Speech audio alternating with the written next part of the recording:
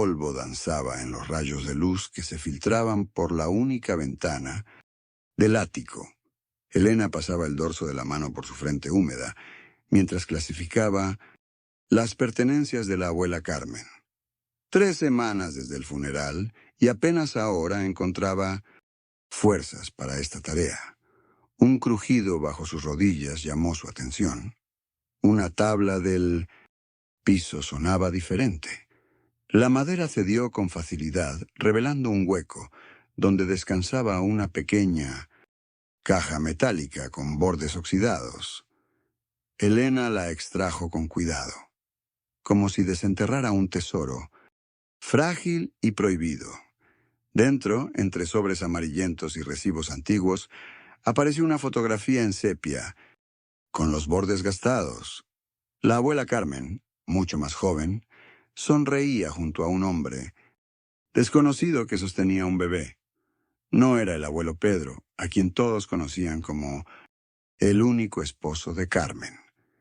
El reverso, escrito con una caligrafía precisa, decía: Matías, Elena y yo. Nuestra última tarde juntos, marzo 1958. Elena sintió un escalofrío. Según la historia familiar, su padre había nacido en 1960 y nunca se había mencionado a ningún Matías. La fecha tampoco encajaba con nada que Elena hubiera escuchado. Los rostros en la fotografía mostraban una felicidad auténtica, como si aquel instante capturado contuviera una vida paralela que había. Elena se detuvo frente a una fotografía enmarcada en plata. 35 años y era la única que había aceptado la tarea de vaciar la casa familiar. Sus primos habían encontrado excusas. Su hermano vivía demasiado lejos. La responsabilidad recayó sobre ella, como siempre. Ocurría con los asuntos familiares complicados. La imagen mostraba a su abuela Amelia, sonriente y orgullosa en su jardín de dalias. Esa mujer había sido el pilar de todos, la guardiana de una historia familiar impecable que nadie cuestionaba. El abuelo Roberto, según contaba Amelia, había muerto en un accidente de tránsito cuando el padre de Elena apenas tenía 8 años. Un relato trágico pero limpio, repetido en cada reunión familiar. Elena pasó el pulgar por el cristal empolvado. Su relación con la abuela siempre fue cercana, pero tensa, marcada por secretos susurrados que callaban cuando ella entraba a la habitación. Ahora, con la casa vacía, esos silencios parecían amplificarse entre las paredes desnudas. Su vida ordenada, un apartamento minimalista, un trabajo en recursos humanos, relaciones que nunca profundizaban, contrastaba con este caos de recuerdos ajenos. Colocó la fotografía en una caja etiquetada como conservar. Según Amelia, ellos eran una familia sin manchas, sin escándalos. Elena nunca tuvo motivos para cuestionar esa versión hasta hoy. El teléfono de tía Mercedes sonó 4 veces antes de que contestara. Elena sostenía la fotografía frente a ella mientras esperaba, el marco plateado reflejando la luz de la lámpara. Cuando finalmente describió la imagen a su tía, el silencio al otro lado de la línea se hizo pesado. La respiración de Mercedes se entrecortó al escuchar sobre el hombre desconocido junto al abuelo Roberto. «No sé quién es», respondió con voz temblorosa. «Mejor guarda esas cosas y ya». La llamada terminó abruptamente. Al día siguiente, Elena extendió la fotografía sobre la mesa del comedor mientras su madre servía café. El rostro de Carmela palideció al instante. La taza quedó suspendida a medio camino entre la mesa y sus labios. Sus manos comenzaron a temblar, derramando gotas oscuras sobre el mantel blanco. «Guarda eso», susurró con dureza, levantándose de la mesa sin explicación alguna. De vuelta en el ático, Elena encontró una pequeña caja de metal oculta detrás de unos libros viejos. Dentro, cartas amarillentas escritas en polaco, un idioma que nadie en la familia hablaba. Entre los papeles, un recorte de periódico envejecido mencionaba un trágico incidente en Nowak, el pueblo natal de la abuela, fechado en 1943. El ceño fruncido de Elena se profundizó mientras conectaba fechas y nombres. La resistencia familiar solo confirmaba sus sospechas. Algo oscuro acechaba en su historia, algo que todos querían mantener enterrado junto con los demás secretos del ático. Elena aparcó junto a la pequeña iglesia de piedra de Santa María del Pinar. El impulso de conducir 3 horas hasta el pueblo natal de su abuela había surgido tras colgar el teléfono con la tía, Mercedes. Sus palabras seguían resonando. Hay cosas de familia que es mejor dejar en paz. Los registros parroquiales esperaban en aquel edificio centenario, posiblemente con respuestas que nadie quería darle. El sacristán, un hombre de mirada cansada, la condujo hasta una sala lateral donde archivadores metálicos guardaban décadas de historia en papel amarillento. Elena pasó el dedo por fechas y nombres, deteniéndose en 1952, el supuesto año de nacimiento de su padre. La inconsistencia saltó a la vista. Según los documentos, su abuela había dado a luz 10 meses después de fallecer su esposo. Algo no encajaba. Al salir de la iglesia con fotocopias plegadas en su bolso, un anciano la observaba desde un banco. «Se parece mucho a los Morales», comentó cuando Elena pasó a Atimosensa. Su lado. Su corazón se aceleró mientras evaluaba sus opciones en segundos. La verdad la dejaría sin respuestas. La mentira abriría puertas. «Soy sobrina de Carmela Morales», respondió finalmente, desviándose del parentesco real. El brillo en los ojos del anciano confirmó que había mordido el anzuelo. Mientras seguía al hombre hacia el bar Demi. La plaza, Elena sintió un nudo de culpa mezclado con determinación.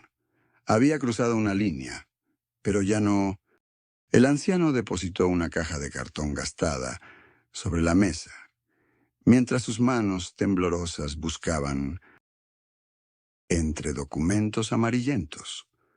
Elena contuvo la respiración cuando extrajo una fotografía descolorida, donde su abuela, mucho más joven, sonreía junto a un hombre que no era su abuelo. Según don Mateo, Carmela había estado casada antes, con un tal Eduardo Salinas, un nombre jamás mencionado en las reuniones. Familiares. El primer matrimonio había terminado abruptamente en 1954, en circunstancias que provocaron un escándalo en todo el pueblo. Mientras revisaba los recortes de periódicos locales que el anciano había conservado, Elena descubrió los titulares sobre la misteriosa desaparición de Eduardo durante un viaje a Madrid. Entre las páginas de un viejo misal, don Mateo guardaba un documento con sellos oficiales, un informe policial, donde se mencionaban posibles vínculos de Eduardo con grupos opositores al régimen. El sonido agudo del teléfono interrumpió su investigación. La voz de su madre sonaba tensa, preguntando si estaba en Santa María del Pinar. El silencio de Elena confirmó sus sospechas. La advertencia fue clara. Algunos secretos deberían permanecer enterrados por el bien de todos. Con los dedos aferrándose al papel amarillento, Elena sintió un escalofrío recorrer su espalda. Si su abuelo oficial no era el primer esposo de... Elena depositó la fotografía en el centro de la mesa del comedor familiar. El silencio cayó como una losa mientras todos reconocían al hombre, junto a la abuela. Observó cómo el rostro de su madre se descomponía, cómo tía Mercedes apretaba los labios hasta volverlos una línea blanca. La respiración contenida de su padre, el crujido de la silla cuando su tío Carlos se removió incómodo. Elena enumeró las inconsistencias, las fechas imposibles, los documentos contradictorios que había encontrado en su investigación. Su voz no tembló cuando mencionó el nombre de Andrés Vidal, el primer marido de la abuela. Tía Mercedes rompió primero, confesando entre sollozos ahogados que Andrés no había muerto como siempre les contaron. Simplemente había desaparecido una noche de tormenta, dejando tras de sí rumores y preguntas sin respuesta. Su madre, con los ojos húmedos y la mirada fija en algún punto lejano, admitió haber guardado ese secreto durante décadas bajo promesa a la abuela. Elena sintió que el suelo se movía bajo sus pies cuando su tío Carlos mencionó a Miguel, el hermano mayor de la abuela, recluido en una residencia a las afueras de Valencia. Un hombre que nunca habían visitado, que conocía toda la historia desde el principio. Las miradas acusatorias cruzaron la habitación como balas invisibles. El rencor acumulado, durante años emergiendo entre recriminaciones contenidas y lágrimas silenciosas. Elena recogió sus papeles, consciente de que había desatado el olor a desinfectante y comida institucional flotaba en el aire cuando Elena cruzó el umbral de la residencia provincial. Sus zapatos chirriaron contra el linóleo mientras seguía a la enfermera por el pasillo de paredes, color crema. El tío abuelo Ernesto la esperaba sentado junto a la ventana, un hombre menudo con ojos claros que parecían guardar todas las respuestas. Sus manos, cubiertas de manchas de la edad, se tensaron sobre los reposabrazos cuando ella extrajo la fotografía del bebé. Una sonrisa triste cruzó el rostro del anciano mientras señalaba con un dedo tembloroso la imagen que Elena había traído desde tan lejos. La historia brotó de sus labios como un veneno largo, tiempo contenido. La abuela, acorralada por las circunstancias del régimen, había denunciado a su primer marido para salvarse a sí misma y a su hijo no nacido. Las palabras del tío Ernesto caían como piedras sobre Elena. El bebé de la fotografía no había muerto, como todos creían. La abuela lo había entregado en adopción para borrar cualquier vínculo con el pasado que tanto se esforzó en enterrar. Elena sintió que el suelo se movía bajo sus pies mientras el aire escapaba de sus pulmones. La imagen idealizada de su abuela se desmoronaba ante sus ojos, reemplazada por la de una mujer, desesperada, capaz de sacrificar a otros para sobrevivir. Aquel secreto, guardado durante décadas en susurros y silencios, ahora Elena pasó los dedos por el borde gastado del escritorio de caoba, el mismo donde su abuela había escrito tantas cartas. Ahora cada objeto de la casa contaba una historia diferente, teñida por secretos que habían tardado décadas en salir a la luz. El reloj de pared, testigo silencioso de decisiones imposibles, seguía marcando el tiempo con la misma indiferencia. En el cajón inferior, oculto tras un falso fondo que descubrió al vaciar los contenidos, encontró un diario encuadernado en cuero agrietado por los años. Las páginas amarillentas contenían la caligrafía temblorosa de su abuela, fechada durante aquellos meses oscuros de 1957. Elena lo sostuvo contra su pecho, sintiendo el peso de esa verdad aún por descubrir. La guerra había transformado a su familia de formas que nunca imaginó. Su abuela, aquella mujer que le preparaba galletas caseras y le cantaba nanas, también había sido una muchacha asustada, tomando decisiones desgarradoras bajo el peso de un régimen implacable. Las fotografías sobre la lepisa mostraban sonrisas que ahora parecían máscaras protectoras. Elena guardó el diario en su bolso.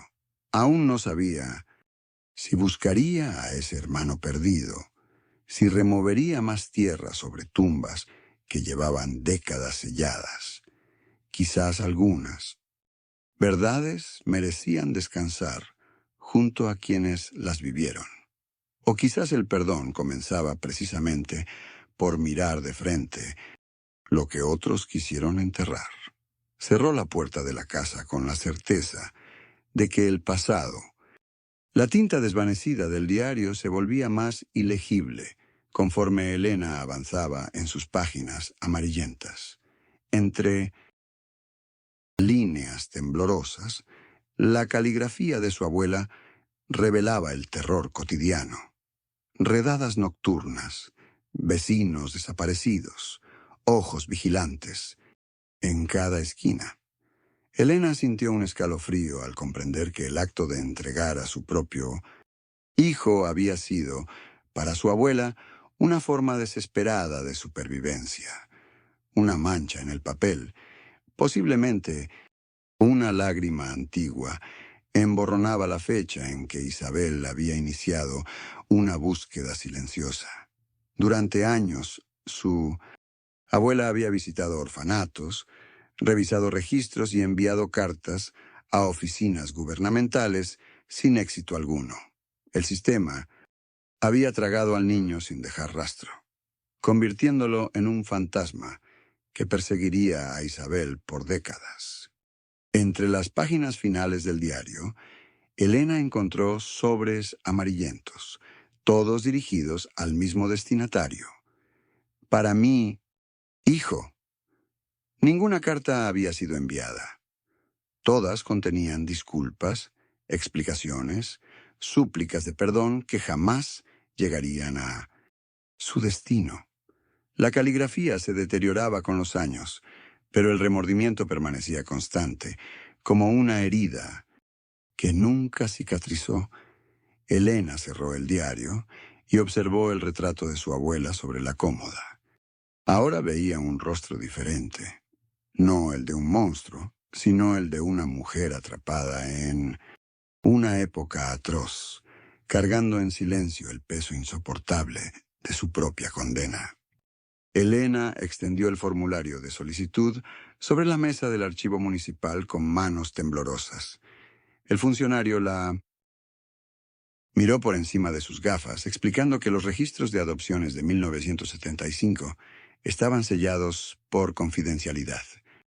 Mientras esperaba, repasaba mentalmente la fría súplica de su madre la noche anterior.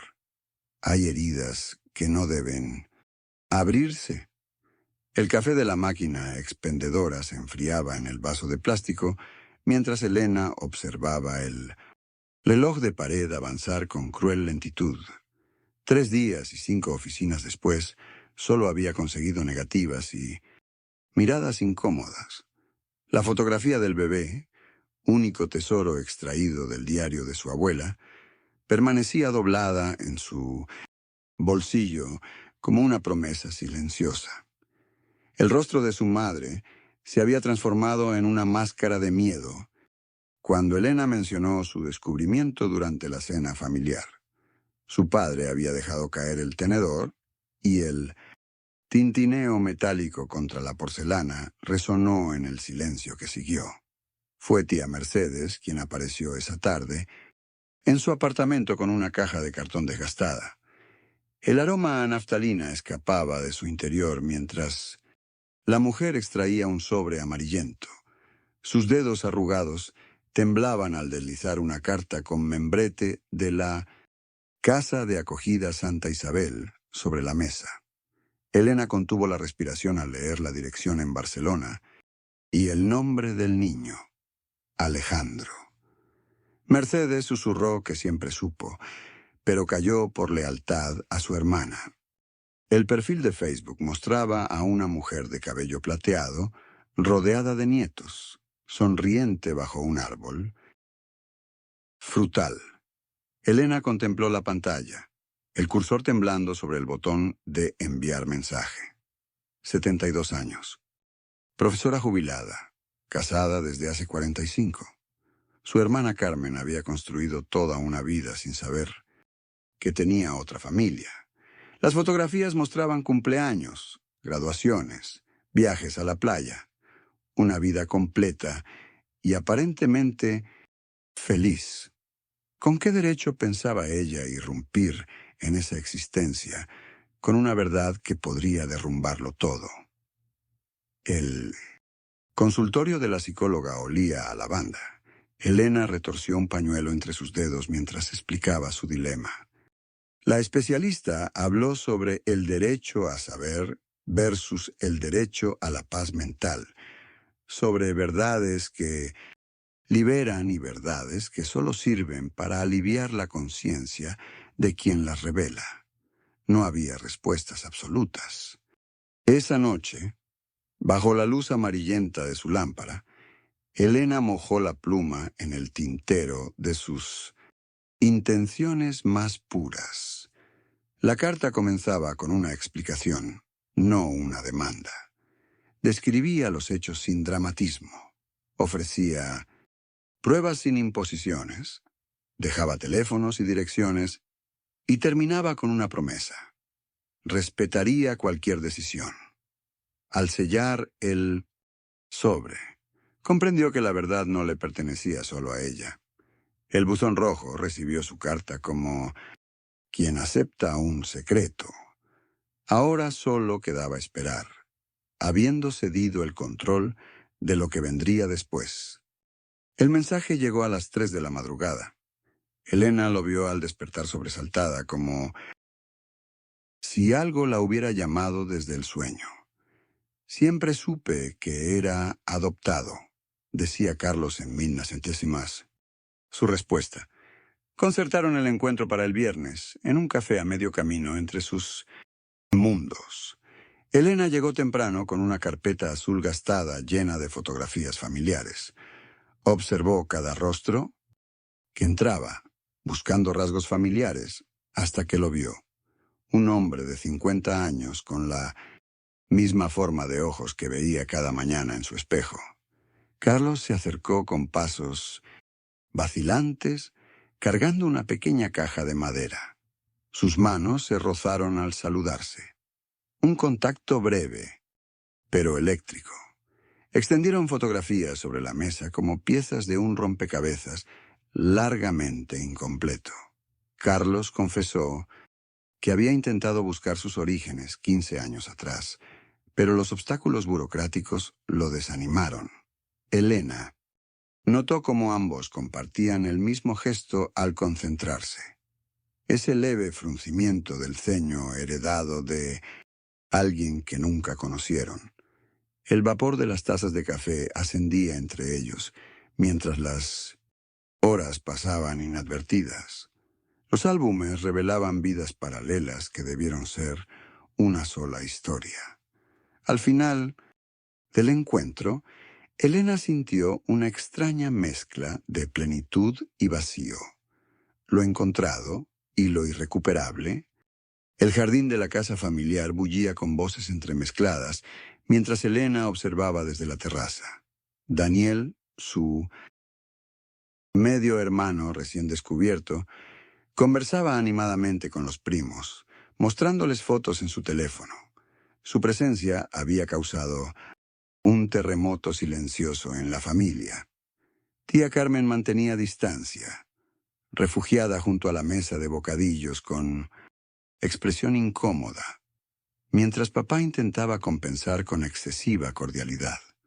La abuela habría sabido manejar este momento, pensó Elena, sintiendo el peso de su ausencia. Por la tarde, cuando la mayoría se había marchado, Elena y Daniel caminaron juntos hacia el cementerio. El sol caía entre los cipreses, proyectando sombras alargadas sobre las lápidas. Frente a la tumba de la abuela, Daniel dejó un pequeño ramo de margaritas silvestres que había recogido en el camino. Sus manos, tan parecidas a las de papá, temblaron ligeramente al acomodar las flores. Elena sintió una extraña paz mientras contemplaban juntos el nombre grabado en la piedra. Las verdades a medias y los secretos familiares habían creado abismos más profundos que cualquier distancia física. La fotografía que Daniel le entregó, amarillenta por los años, mostraba a la abuela joven sosteniendo a un bebé, con la misma expresión de asombro que Elena reconocía en sus propias fotos infantiles. Regresaron en silencio mientras el cielo se teñía de naranja. La historia familiar no había cambiado, pero su comprensión de ella sí. Las piezas encajaban ahora de manera diferente, revelando patrones y conexiones que antes permanecían ocultos ante sus ojos. Elena guardó la fotografía en su bolso, sintiendo que cada paso la acercaba no solo a casa, sino a una versión más completa de sí misma. Aquella noche, mientras Daniel dormía en el sofá del apartamento, que una vez perteneció a su padre, ella colocó la vieja fotografía junto a las suyas en la repisa. La luz de la luna entraba por la ventana, bañando todas las imágenes, con la misma claridad plateada, como si el tiempo fuera solo una ilusión que separaba a quienes, en esencia, siempre habían estado conectados.